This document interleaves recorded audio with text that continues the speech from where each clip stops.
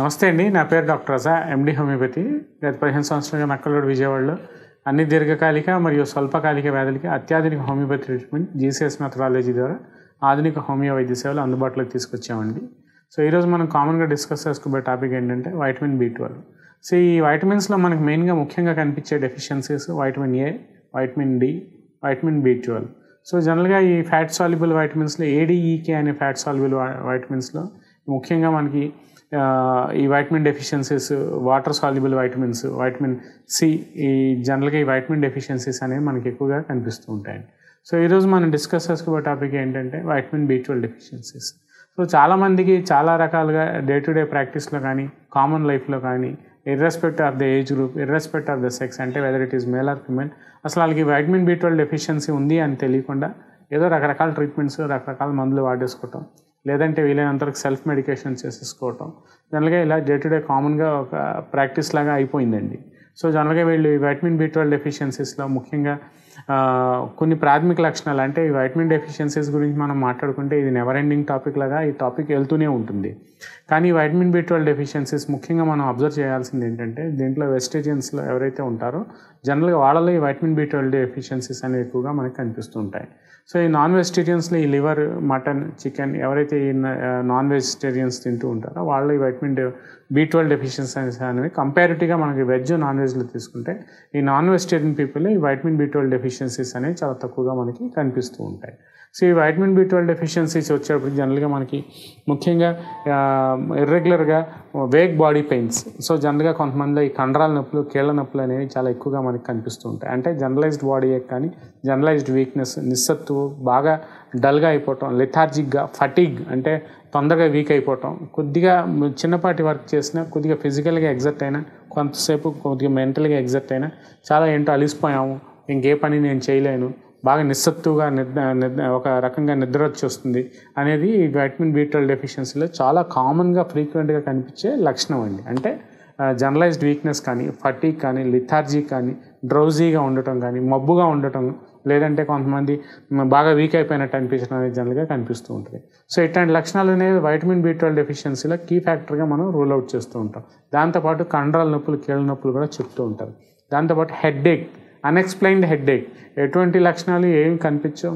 జనరల్గా ఈ హెడ్ఏక్ కూడా ఈ వైటమిన్ B12 డెఫిషియన్సీలో ఒక లక్షణంగా మనం చెప్తూ ఉంటాం.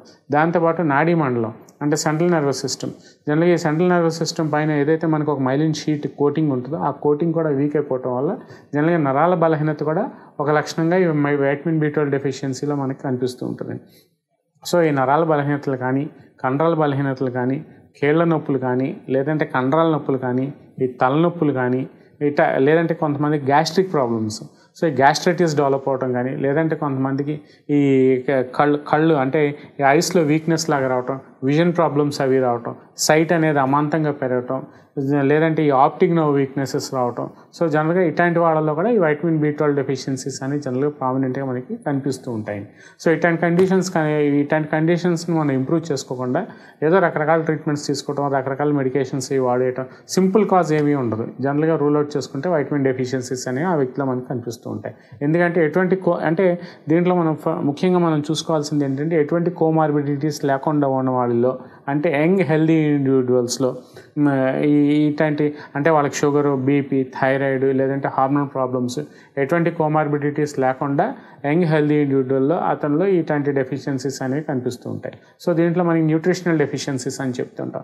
మనం తీసుకునే ఆహారంలో కూడా మనకి ఏదైతే మనకి ఎనర్జీ లెవెల్స్ రావాలో ఆ ఎనర్జీ లెవెల్స్, అంటే ఏదో ఇర్రెగ్యులర్గా ఈ పేస్ట్రీస్, జంక్ ఫుడ్స్, లేదంటే ఈ కేక్స్, బర్గర్స్, ఇట్లాంటి అన్వాంటెడ్ ఏదైతే ఈ మనకి బేకరీ ఐటమ్స్ కానీ, ఏదైతే ఈ ఫ్యాటీ యాసిడ్స్, కొవ్వు పదార్థాలు ఎక్కువ ఉండే తీసుకోవటం వల్ల, లేదంటే ఈ ఎక్సెస్గా ఈ ఆయిలీ ఫుడ్స్ ఎక్కువ తినటం వల్ల, ఏదైతే అన్వాంటెడ్ ఫ్యాట్, మనం అన్వాంటెడ్ కార్బోహైడ్రేట్స్ ఏవైతే ఉంటాయో అవి మనం ఎక్కువగా మన బాడీలో పంపించడం వల్ల ఈ వైటమిన్ B12 డెఫిషియన్సీస్ కూడా, అంటే న్యూట్రిషన్కి సంబంధించిన బాడీకి ఏదైతే మనకి ఆహారం ద్వారా వెళ్ళాల్సిన వైటమిన్స్ ఏవైతే మనం తీసుకోకపోవడం వల్ల, ఈ పోషక విలువల లోపాల వల్ల ఈ వైటమిన్ B12 డెఫిషియన్సీస్ అనేవి జనరల్గా ఎక్కువగా కనిపిస్తూ ఉంటాయండి.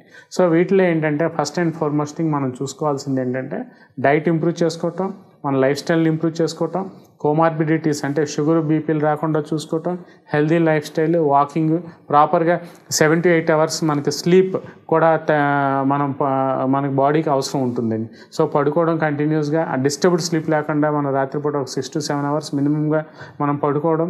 ఈ ఫోన్ హ్యాబిట్స్ అంటే ఈ మొబైల్, ఈ స్క్రీన్ హ్యాబిట్స్, ఈ ఫోన్ మొబైల్స్ అవి ఎక్కువగా మనం వాడకుండా చూసుకోవటం, అంటే అవసరం బట్టి ఏ పనైనా చేయాల్సింది ఉంటుంది.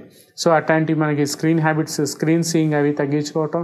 సో వీలైనంతవరకు మన లీఫీ వెజిటబుల్స్ ఎక్కువ తీసుకోవటం, క్యారెట్, బీట్రూట్, జనరల్గా ఈ తర్బూజా, ఈ watermelon, vitamin C foods ఎక్కువ ఉన్నాయి తీసుకోవటం.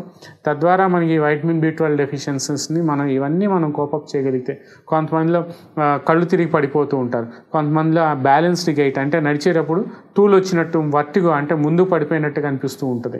వాళ్ళు ఎందుకు పడిపోతూ ఉంటారో తెలియదు. హిమోగ్లోబిన్ బాగానే ఉంది కదా, నాకు ఫెరిటిన్ లెవెల్స్ బాగానే ఉన్నాయి కదా, నాకు అన్ని హార్మోన్ లెవెల్స్ బాగానే ఉన్నాయి కదా, నాకు థైరాయిడ్ లేదు కదా, నేను నార్మల్గానే వెయిట్ మెయింటైన్ అవుతూ ఉంటాను కదా అని క్వశ్చన్స్ అడుగుతూ ఉంటారు. సో వీళ్ళల్లో కూడా ఈ వైటమిన్ B12 మనం ఒకసారి చెక్ చేసుకుంటే వైటమిన్ B12 డెఫిషియన్సీస్ అనేవి మనకు కనిపిస్తూ ఉంటాయి. సో ఎనిమిక్గా ఉంటారు, బాగా లో లెవెల్స్లో వచ్చేస్తుంటాయి. సో వీళ్ళల్లో ఏంటంటే నడక కూడా సరిగ్గా ప్రాపర్గా ఉండదు, నడిచేటప్పుడు ఏంటో తూలు వచ్చేస్తుంది, డాక్టర్ గారు ముందు పడిపోతున్నట్టుంది, లేదంటే మంచం మీద నుంచి రాత్రి పడుకుని పొద్దున్నే లెగ్గానే ఒకేసారి ముందు పడిపోయినట్టు ఉంటుంది, వర్టిగో ప్రాబ్లమ్స్ ఉన్నాయి.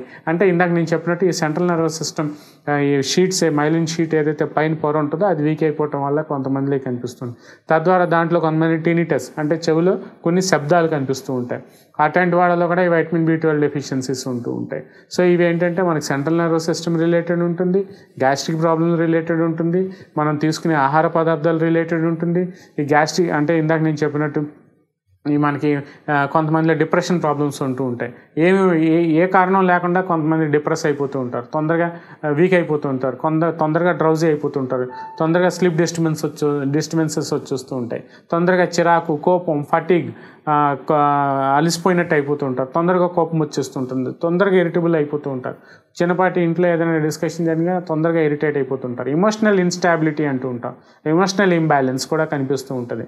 సో ఇట్లా మైండ్ రిలేటెడ్ ప్రాబ్లమ్స్ కూడా, ఇట్లా డిప్రెషన్ ప్రాబ్లమ్స్ కూడా, ఈ డ్రౌజీ ప్రాబ్లమ్స్ కూడా కొంతమందిలో కనిపిస్తుంటాయి. సో ఇవన్నీ మనం చూసుకుని అకౌంట్లోకి తీసుకుంటే వీళ్ళల్లో మనకి వైటమిన్ B12 డెఫిషియన్సీ ఉందేమో అని ఇవాల్యుయేట్ చేసుకుని, తద్వారా ఈ వైటమిన్ B12 డెఫిషియన్సీస్ ఇంప్రూవ్ చేయడానికి హోమియోపతిలో ఫెర్రమ్ పాస్ అని, ఫెర్రమ్ మెట్ అని, క్యాల్కేరియా ఫాస్ అని, క్యాల్కేరియా సల్ఫ్ అని, ఇలా ఫెర్రమ్ మెట్ గ్రూప్స్ రెమెడీస్ అనేవి చాలా మనకి అందుబాటులో ఉన్నాయి. సో వీటిని మనం కరెక్ట్గా డోసేజ్ వైజ్ మనం 12 టిష్యూ రెమెడీస్లో, షూజులర్స్లో ఉంటూ ఉంటాయి. నాట్రమ్ గ్రూప్ అని, క్యాల్కేరియా గ్రూప్ అని, ఫెర్రమ్ గ్రూప్ అని, బెరెటా గ్రూప్ అని, ఇట్లా రకరకాల హోమియోపతిక్ మెడిసిన్స్ మనకు అందుబాటులో ఉంటాయి.